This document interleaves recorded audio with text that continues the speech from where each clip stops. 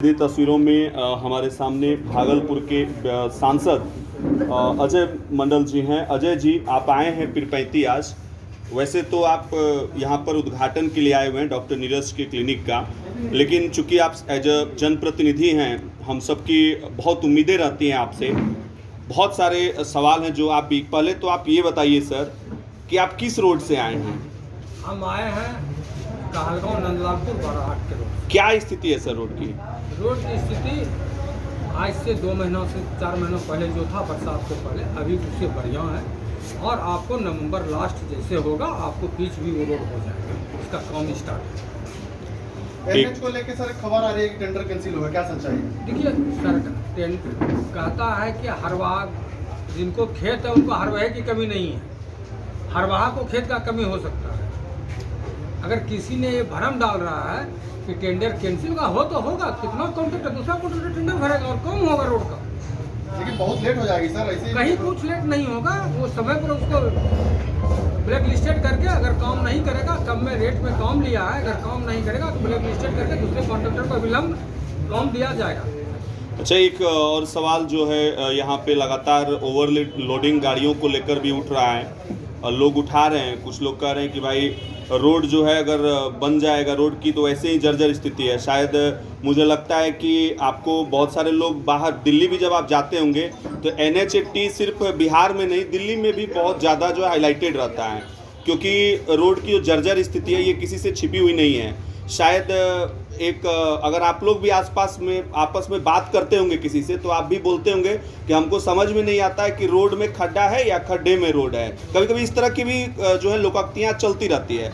अभी जो ओवरलोडिंग गाड़ियों की जो बात हो रही है सर, अभी फिर से देखा जा रहा है कि कुछ ओवरलोडिंग गाड़ियाँ जो हैं चलनी शुरू हो गई हैं। क्या इस पे कहेंगे सर? हम एक बात आपको बता देना चाहते हैं।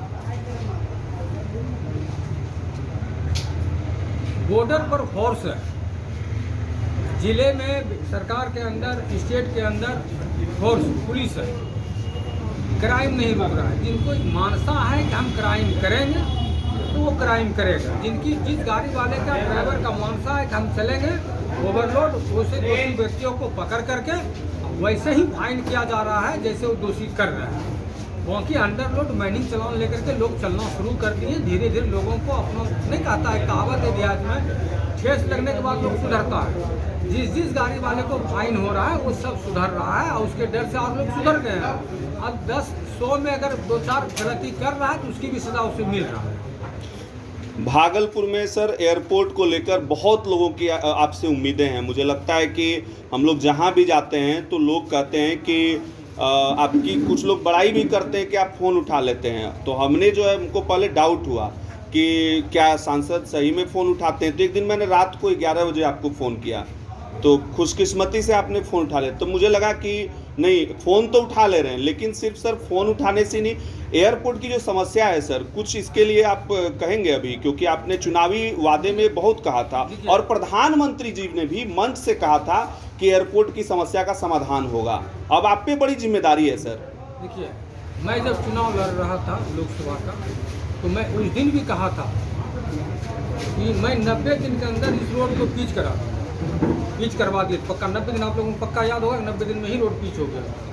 फिर रोड बिगड़ा, फिर मैंने इसको पूर्ण रूप में पिच कराया। लेकिन ये रोड जो बना हुआ है उस समय का बना हुआ, जिस समय की सिर्फ 6 चक्का की गाड़ियाँ चलती थी और उस समय 6 चक्के की गाड़ी पर सिर्फ 9 टन ही लोड करने का कैपेसिटी था। लेकिन धीरे धीरे बढ़ता गया। रोड का जो मानक था वो नहीं बढ़ा, लेकिन गाड़ी का मानक, जो वजन का मानक था, वो बढ़ता रहा। आज उस मानक के लायक रोड में काम भी हो रहा है, जो कि सरकार की ओर से 971 करोड़ रुपया दिया गया था और उसके हिसाब से काम, टेंडर भी हुआ, उसी हिसाब से रोड बनेगा। फिर आप देखिएगा रोड में खराबी नहीं आएगा। चलिए, मैं गुजारिश करूंगा आपसे कि आप चेक इन भी करते रहिएगा उस समय।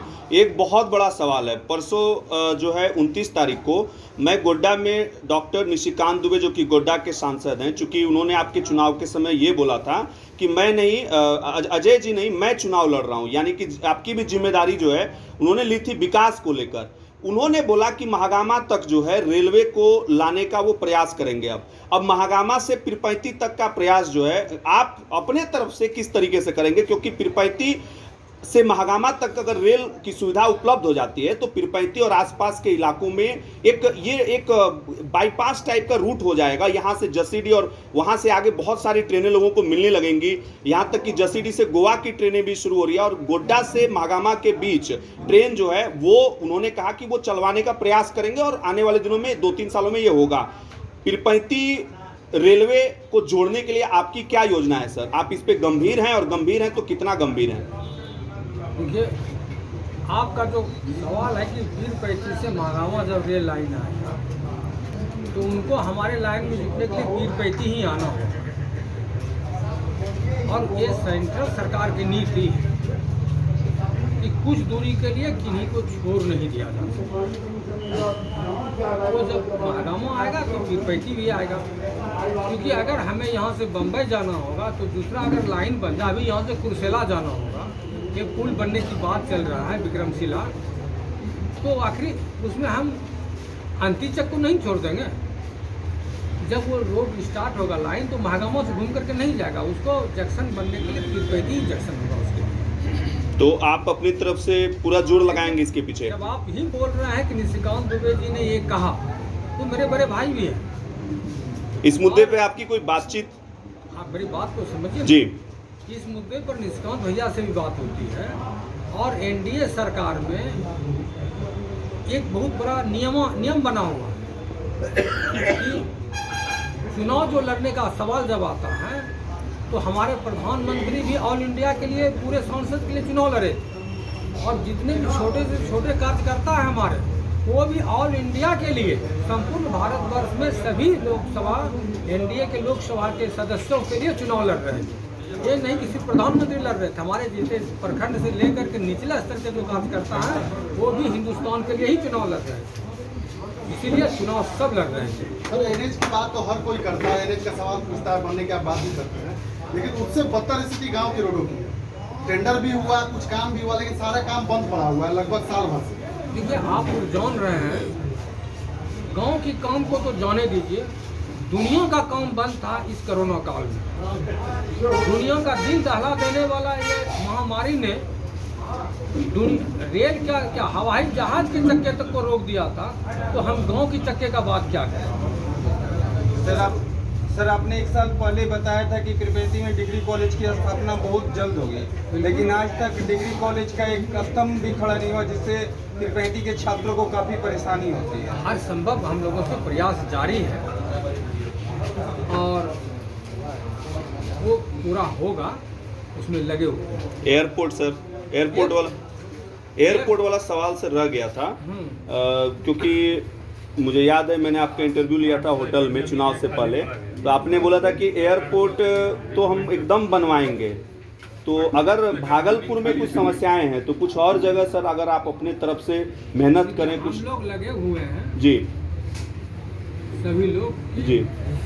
किसी तरह अगर भागलपुर हमारे हवाई अड्डे पर हवाई जहाज न हो, रनवे छोटा है, तो कहीं भागलपुर जिला के दूसरे कोने में भी तैयारी कर रहे हैं कि वहाँ से उड़ाने का। ऐसा है सर कि हम लोग ताप फिगर के लिए पीरपैंती में लगभग 1400 एकड़ जमीन अधिग्रहित की गई है। इस जमीन का सर सोलर बाद में होगा कि थर्मल नहीं बनेगा, सोलर बनेगा, उसके लिए 200 एकड़ जमीन की बात है। अभी 1300 एकड़ जमीन हमारा बचता है।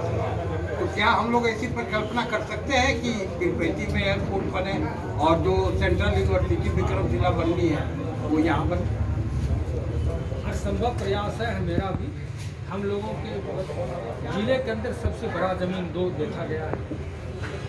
एक बियाडा का जमीन रमजानीपुर में है, दूसरा विद्युत विभाग का जमीन पीरपैंती में। कोशिश किया जाएगा कि जो हम लोगों के पास अंदर में ही जमीन है तो विद्युत विभाग या बियाडा से ले करके उसी जमीन पर ऐसे उद्योग का जहाज चले, ऐसा रनवे बन जाए कि हमारे यहाँ जो सिल्क का उद्योग है और बहुत सारा चीज़ है। हम तो देख रहे हैं कि आपके पीरपैंती से जितना रेक एनटीपीसी में कोयला गिरता है उसको चलाने के लिए उतना ही रेक पीरपैंती से मकई का जाता है अदर स्टेट। तो गेहूँ का भी गया अनाज का रेट भी जा रहा है बाहर तो इससे बढ़िया धंधा कहाँ हो सकता है। ये बहुत बड़ी बात है अपने आप में, ऐसा काम यहाँ हो रहा है। तो हर